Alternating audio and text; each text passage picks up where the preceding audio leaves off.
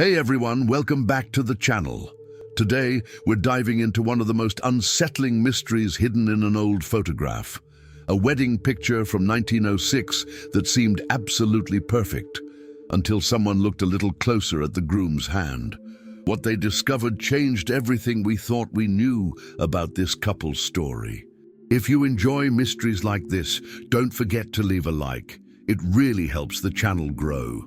Before we jump in, I also want to mention that I'm developing another channel where I explore even more fascinating stories. Make sure to check it out in the description below. Now let's get into this incredible story. The photograph arrived at the Restoration Archives in Portland, Oregon, on a gray October morning in 2019. Sarah Chen, a specialist in photographic restoration with over 15 years of experience, carefully unwrapped the brown paper package. Inside, protected by acid-free tissue, lay a sepia-toned wedding photograph from 1906. The image showed a young couple standing before an ornate backdrop, typical of early 20th century photography studios. The bride wore an elaborate white dress with high lace collar and leg of mutton sleeves, her dark hair styled in the Gibson girl fashion of the era. The groom stood beside her in a dark suit, his hand resting on her waist in what appeared to be a gesture of affection and possession. Sarah placed the photograph under her magnifying lamp, examining it for damage. The corners showed some wear, and there were a few water stains along the edges, but overall the image had survived remarkably well for being over a century old. The studio mark on the back read, "Whitmore Photography, Salem, Massachusetts." The photograph had been sent by Margaret Whitmore, the great-granddaughter of the photographer who had taken the original picture. In her accompanying letter, Margaret explained that she had discovered a box of unclaimed photographs in her great-grandfather's studio archive. This particular wedding photo had intrigued her because of a handwritten note on the back that simply read, "Never collected. Payment received in advance. Do not pursue." Sarah found this detail curious. In the early 1900s, wedding photographs were precious commodities. For most couples, they represented a significant investment. It was unusual for such an important photograph to go unclaimed, especially when the client had already paid. As Sarah began the digital scanning process, she noticed something that made her pause. The groom's hand, resting on the bride's waist, appeared slightly awkward in its positioning. His fingers were curved in an unnatural way, as if gripping something beneath the fabric of the bride's dress. She increased the resolution and zoomed in on the area. The fabric around his hand showed subtle distortions, small wrinkles and shadows that didn't quite match the natural fall of the dress material. Sarah had restored thousands of photographs, and her trained eye recognized when something wasn't quite right in an image. She made a note to examine this area more closely during the restoration process and continued with the initial scan. The faces of the couple were clear and well preserved. The bride had a serene expression, though her eyes held a certain intensity that Sarah couldn't quite define. The groom smiled broadly, his mustache perfectly groomed, his posture confident. Later that afternoon, Sarah began the meticulous work of digital restoration. She removed the water stains, corrected the fading, and enhanced the contrast. As she worked on the area around the groom's hand, she applied various filters to understand the underlying structure of the image. What she saw made her breath catch. Beneath the layers of aging and degradation, there was definitely something in the groom's hand. Something small and metallic that created a distinct shadow pattern. The shape was partially obscured by the fabric, but it was clearly there, pressed against the bride's side. Sarah saved her work and decided to research the couple.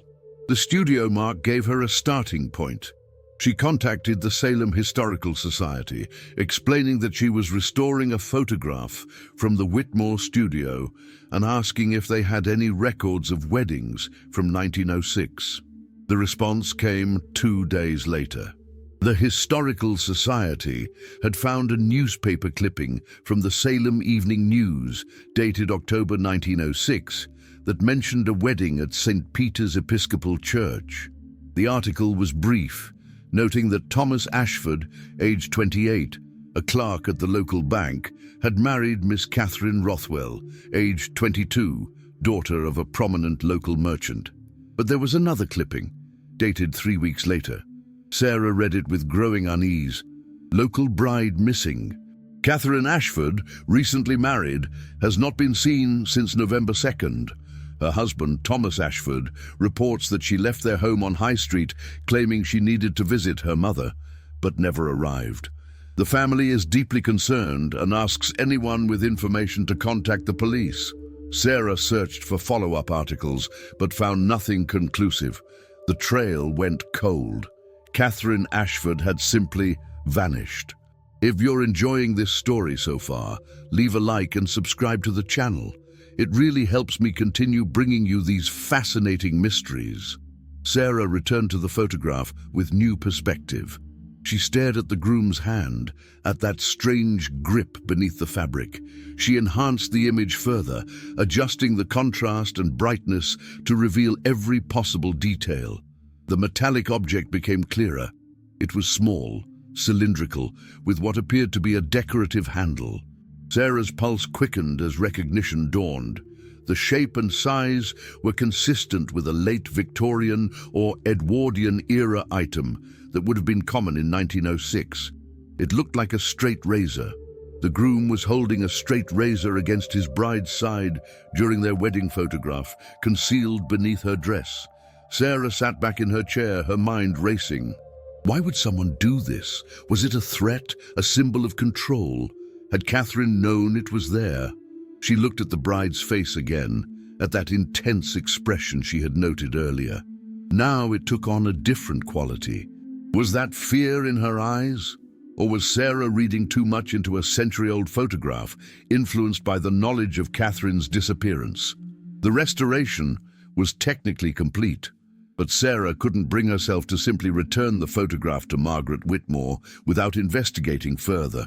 This wasn't just a family heirloom anymore. It might be evidence of something far darker. Sarah spent the next week immersed in research. She contacted libraries, historical societies, and genealogy databases, trying to piece together the story of Thomas and Catherine Ashford. The more she learned, the more disturbing the picture became. Thomas Ashford had been employed at the Salem Merchants Bank as a junior clerk. By all contemporary accounts, he was considered a respectable young man from a modest background. His marriage to Catherine Rothwell had been seen as an advantageous match. Her father owned a successful textile import business, and the dowry would have significantly improved Thomas's financial situation. Catherine had been the youngest of 3 daughters. Her older sisters had married well, and she was described in society columns as accomplished in piano and needlework, with a pleasant disposition and agreeable manner.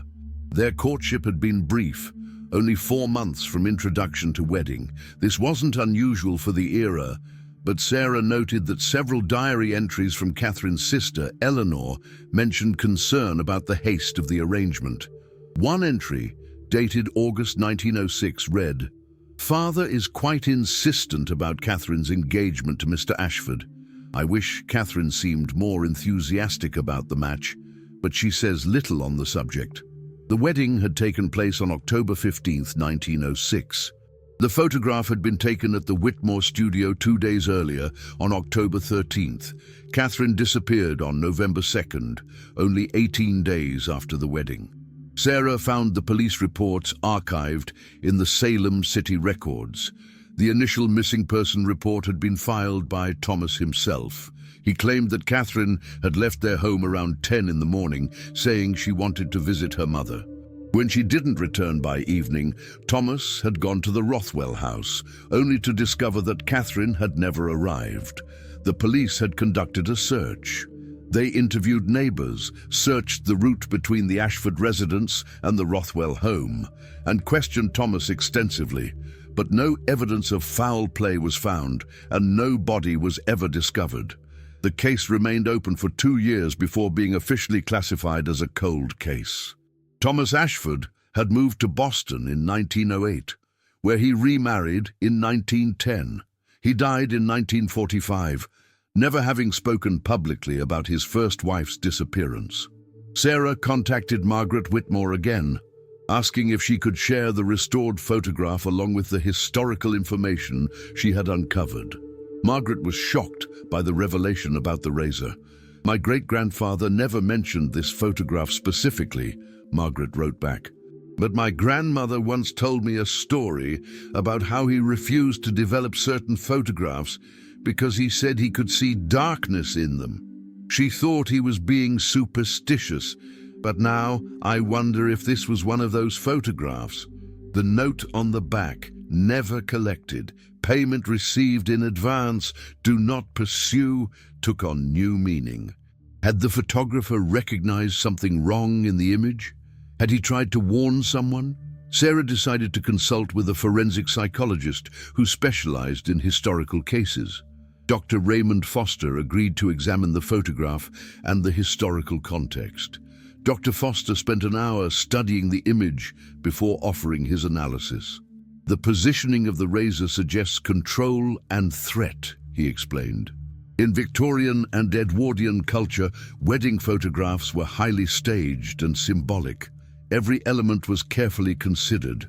For a groom to be holding a concealed weapon during this most symbolic moment, it speaks to a psychology of dominance and implicit threat. He pointed to the bride's posture. "Notice how she's slightly leaning away from him, even though his hand is on her waist. Her shoulders are tense. These are subtle indicators of discomfort, possibly fear." But could it have been something else?" Sarah asked. "Could there be an innocent explanation?" Dr. Foster shook his head. Given her subsequent disappearance and the fact that the photographer refused to release the photograph, "I think we're looking at evidence of an abusive and controlling relationship that likely escalated to violence." The razor in the wedding photo was a warning. Whether Catherine recognized it as such at the time, we can't know. Leave a comment below about what you think happened to Catherine. I love hearing your theories. Sarah felt a growing obligation to pursue this further. She contacted a detective in the Salem Police Department's cold case unit, explaining what she had discovered. Detective Lisa Morrison was immediately interested. "We've had this case in our files for over a century," Detective Morrison said when they met at the police station. "Every few decades, someone takes another look at it, but there's never been any physical evidence to work with. This photograph might be the closest thing we have to understanding what happened." The detective arranged for a forensic analysis of the restored photograph. Experts examined the image using modern enhancement technology, confirming Sarah's findings. The object was indeed consistent with a straight razor from the period. Detective Morrison began reviewing the original case files with fresh eyes. She discovered something that previous investigators had noted but not fully explored. Thomas Ashford's financial situation had improved dramatically after Catherine's disappearance. Her dowry had been paid at the time of marriage, Detective Morrison explained to Sarah. But there was also a substantial trust fund that would have come to Catherine on her first wedding anniversary. When she disappeared, Thomas, as her legal husband, eventually gained control of those funds after having her declared legally dead. The financial motive was clear, but proving that Thomas had murdered his wife over a century after the fact was impossible. There was no body, no crime scene, and no living witnesses. Yet the photograph remained, a silent testimony to something dark and threatening, captured in a moment meant to celebrate love and commitment. And word of Sarah's discovery spread through restoration and historical circles. Other archivists began examining their own collections with new scrutiny. Within a month, Sarah received emails from 3 different sources, each claiming to have found similar anomalies in wedding photographs from the same era. A museum in Providence, Rhode Island, had a wedding photograph from 1904 showing a groom's hand positioned unnaturally against his bride's back. Enhanced analysis revealed what appeared to be a small knife. The bride in that photograph had died under suspicious circumstances 6 months after the wedding, officially ruled an accident. A private collector in Boston discovered that a photograph from 1907 showed a similar detail: a groom holding something metallic beneath his bride's dress. That bride had disappeared in 1908, also never found. A historical society in Portsmouth, New Hampshire, found wedding photographs from 1905 and 1909, both showing grooms with suspicious hand positions. Both brides had met tragic ends. One supposedly committed suicide, the other died in what was reported as a household accident.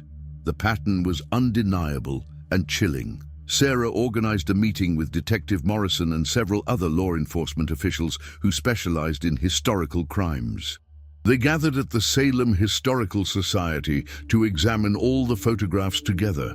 "We're looking at what might have been a series of calculated murders," Detective Morrison said, studying the images laid out on the table. "These men were using the wedding photograph itself as a form of psychological control, a reminder to their brides that they held power over them, literally and symbolically." One of the other detectives, Frank Torres from the Boston Police Department, pointed out another disturbing detail. "Look at the photographers. 3 of these 5 photographs came from studios in Salem. 2 came from studios in Boston. But when I cross-referenced the photographers, I found that they were all trained by or associated with the same master photographer, Edmund Crane, who operated a studio in Boston from 1895 to 1910. This revelation opened a new line of inquiry. Had the photographer been aware of what was happening? Had he been complicit in some way, or had he tried to stop it? Research into Edmund Crane revealed a complex figure. He was considered one of the finest portrait photographers in New England during his career. He had trained over 24 apprentices, many of whom went on to open their own studios throughout the region. If you're finding this investigation as compelling as I am, hit that like button and subscribe so you don't miss the conclusion of this mystery. But there were also darker rumors. A newspaper article from 1909 mentioned that Crane had been questioned by police regarding his knowledge of a bride who had died shortly after her wedding portrait was taken in his studio. No charges were filed, and the matter was dropped. Sarah found Crane's personal journal in an archive at the Massachusetts Historical Society. The entries were sparse and professional, mostly noting appointments and technical details about photographic processes. But there were occasional personal observations. One entry from September 1906 caught Sarah's attention. "Photographed the Ashford wedding party today. Something troubling about the groom's demeanor. He insisted on a particular positioning of his hand. Against my better judgment, I complied. The bride was silent throughout. I have a dark feeling about this union." 2 weeks later, another entry. The Ashford couple came to collect their proofs. The bride appeared diminished somehow, smaller than I remembered. The groom collected the proofs himself, paying in cash. He specified that no copies should be made. I agreed, though I retained the negative against protocol. I cannot say why. Then, in early November, I read in the newspaper that Mrs. Catherine Ashford has gone missing. The police visited my studio, asking about the wedding photographs. I showed them the proofs, but I did not mention the negative I had retained. Looking at that photograph again, I see something I wish I had recognized at the time. There is a wrongness in it that I cannot fully articulate, but it is there, captured in silver and light. Crane had died in 1911, and his studio had been sold.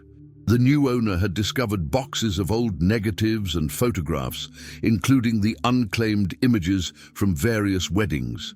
These had eventually been passed down through the family until Margaret Whitmore had found them in her great-grandfather's estate. Sarah and the team of investigators now faced a profound question. What could be done with this information? The crimes, if crimes they were, had occurred over a century ago. The perpetrators were long dead. There were no living victims to seek justice for, no families actively searching for answers. But there was something else, a responsibility to document what had happened, to give voice to women whose stories had been silenced. Detective Morrison proposed creating an official case file that would compile all the evidence, the photographs, the historical records, and the pattern analysis. This file would be entered into the national database of cold cases, ensuring that the information would be preserved and accessible to future researchers. "These women deserve to be remembered," she said, "not just as victims, but as real people whose lives were cut short by violence. This documentation matters." Sarah agreed to write a comprehensive report detailing the photographic evidence and its implications. The report would be published in a journal of forensic history, making the findings available to scholars and investigators. As she worked on the report, Sarah kept returning to Catherine's face in the wedding photograph. That intense expression, those eyes that now seemed to hold knowledge of what was to come. Had Catherine known, even then, that she was in danger? Had she felt the razor against her side and understood its meaning? The photograph had preserved more than an image. It had captured a moment of silent threat, a woman's fear made permanent in silver halide crystals. The publication of Sarah's report created unexpected ripples. Genealogists and family historians began examining their own collections, and several more suspicious wedding photographs emerged from the same period. The pattern extended beyond New England to other regions, suggesting that the practice of using concealed weapons as tools of control during wedding photographs might have been more widespread than initially thought. One discovery particularly moved Sarah. A woman named Jennifer Rothwell, a descendant of Catherine's older sister Eleanor, contacted her after reading about the investigation. Jennifer had been researching her family history and had found a sealed letter among Eleanor's papers, marked, "To be opened only by family after my death." Eleanor had died in 1954, and the letter had remained unopened in a box of her personal effects for decades. Jennifer had discovered it while sorting through inherited items. The letter, dated 1945, was addressed to Eleanor's granddaughter. With Jennifer's permission, Sarah read the letter. Its contents provided the final heartbreaking piece of the puzzle. Eleanor wrote, "I am now an old woman, and soon I will face my judgment. Before I do, I must confess a truth that has haunted me for nearly 40 years. My sister Catherine did not simply disappear. I know what became of her, though I never had the courage to speak of it while those who might have been held accountable still lived." In late October of 1906, just days before Catherine vanished, she came to my home in the middle of the night. She was terrified. She showed me a bruise on her side and told me that Thomas had threatened her with a razor. She said he kept it always near, and that he had told her she belonged to him completely, that he could do with her as he wished. I begged her to leave him, to come stay with me and my husband, but she was afraid. Divorce was unthinkable, and she feared no one would believe her story. Thomas was well regarded, and she worried that she would bring shame to our family. I convinced her to let me speak to Father, to ask him to intervene. But Father refused. He said that Catherine had made her choice and must abide by it. He believed that Thomas would settle into married life and that Catherine was being overly emotional. 2 days later, Catherine sent me a brief note. She said she had decided to make the best of her situation, that she would try to be a good wife. She said she loved me and asked me to pray for her. That was the last communication I ever received from her. When Catherine was reported missing, I went to the police and told them about her visit, about the threats. But Thomas's lawyer suggested that I was a hysterical woman trying to malign a grieving husband. My own father supported this characterization, fearing scandal. The investigation went nowhere. Thomas moved away and the matter was closed. But I never believed Catherine simply left. I believe Thomas killed her, and I believe Father's refusal to help her made him complicit in her death. I have lived with this knowledge for my entire life, and it has been a terrible burden. I write this so that future generations will know the truth. Catherine was not a woman who abandoned her family. She was a victim of violence, failed by those who should have protected her. I pray that someday justice will be served, even if only in the court of history and memory. The letter was signed and notarized, witnessed by Eleanor's lawyer and a family friend. Jennifer Rothwell wept as Sarah finished reading. All my life, I heard family stories about great-great-aunt Catherine, the woman who disappeared. No one ever spoke about the possibility that she was murdered. They just said she went away. With Eleanor's letter as testimony, Detective Morrison was able to officially reclassify Catherine Ashford's disappearance as a probable homicide. While no criminal prosecution was possible, the case file now reflected the truth of what likely happened. Sarah arranged for the restored wedding photograph to be exhibited at the Salem Historical Society, along with Eleanor's letter and a comprehensive explanation of the historical context. The exhibition was titled "Captured in Silver: Hidden Violence in Victorian Wedding Photographs."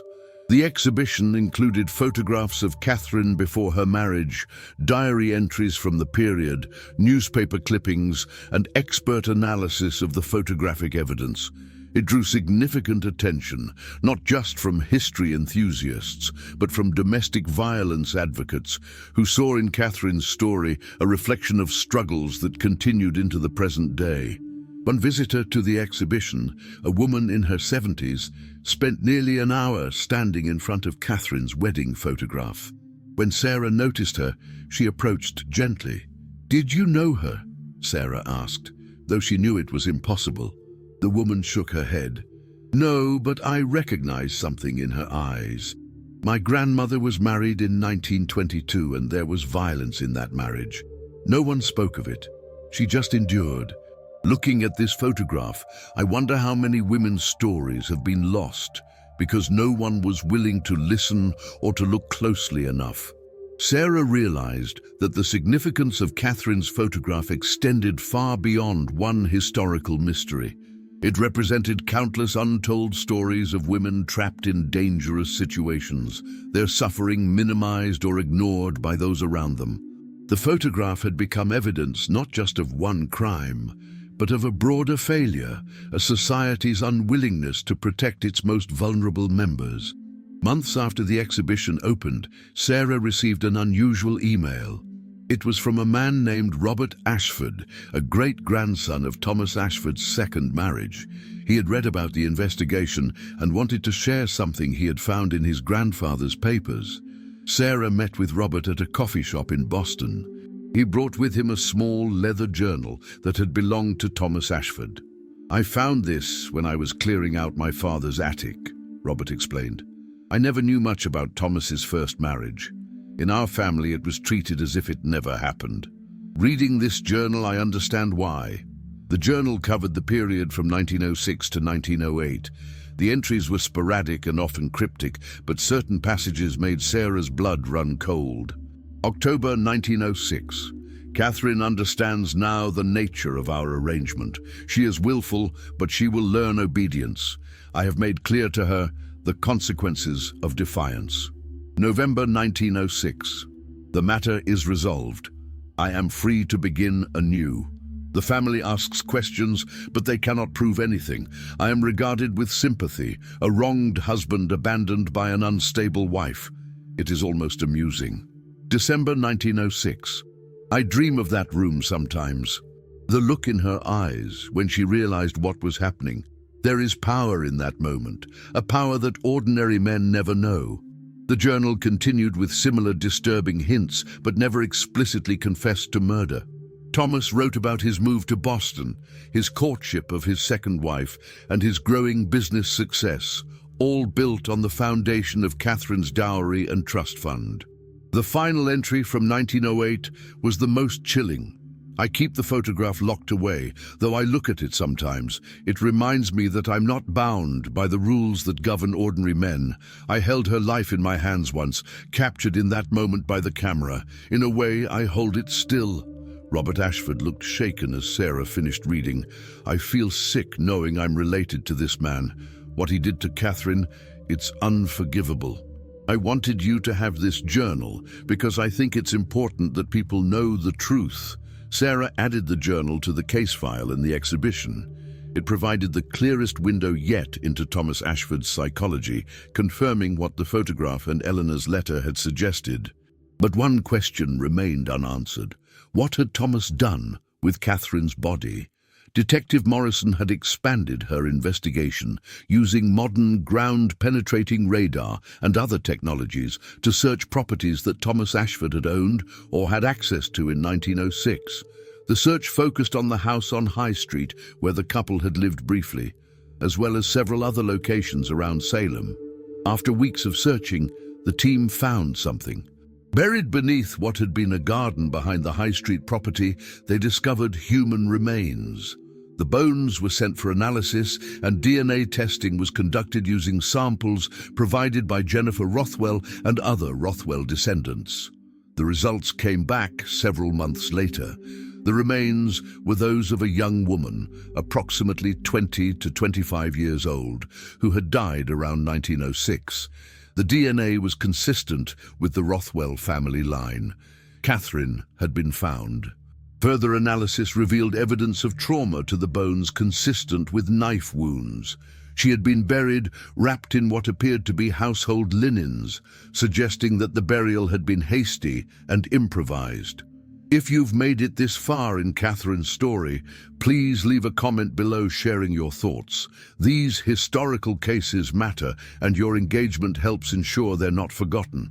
Catherine's remains were given a proper burial in the Rothwell family plot. A new headstone was erected, replacing the empty memorial that had been placed there in 1910. The inscription read, "Catherine Rothwell Ashford, 1884-1906, beloved daughter and sister, her story silenced in life, but remembered in death." A memorial service was held, attended by descendants of the Rothwell family, members of the Historical Society, and advocates from domestic violence organizations. Sarah spoke at the service, reflecting on how Catherine's photograph had led to this moment of recognition and remembrance. "Catherine's wedding photograph captured something terrible," Sarah said, "but it also preserved evidence that eventually revealed the truth. We cannot change what happened to her, but we can ensure that she is remembered not just as a victim, but as a person whose life mattered, whose story deserves to be told." The exhibition at the Salem Historical Society became permanent, expanded to include information about Catherine's discovery and burial. It served as both a historical record and an educational tool, helping visitors understand the realities of domestic violence across different eras. But even with Catherine found and the truth documented, mysteries remained. The photograph itself continued to provoke questions that had no clear answers. Why had Thomas chosen to hold the razor during the wedding photograph? Was it purely a gesture of control, or had there been some other significance to him? Had he known the photographer would capture it, or had he believed it would remain hidden? And what about Edmund Crane, the photographer who had recognized something wrong but hadn't acted more decisively? Could he have prevented Catherine's death if he had gone to the police with his concerns? These questions had no definitive answers.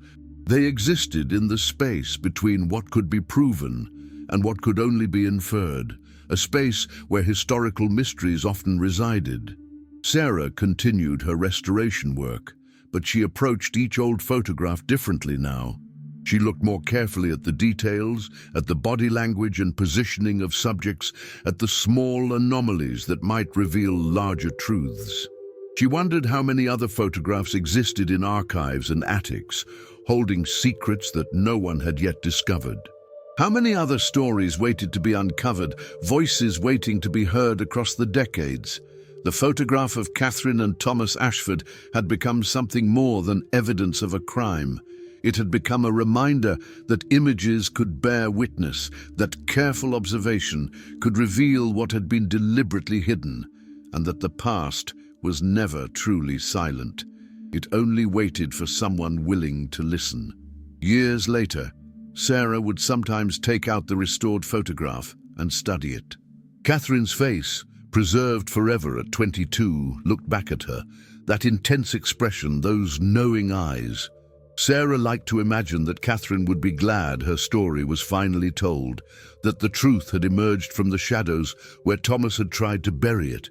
The mystery of what truly happened in those final moments, the exact circumstances of Catherine's death, what she thought and felt, whether she had fought back or pleaded for mercy, these details were lost to time.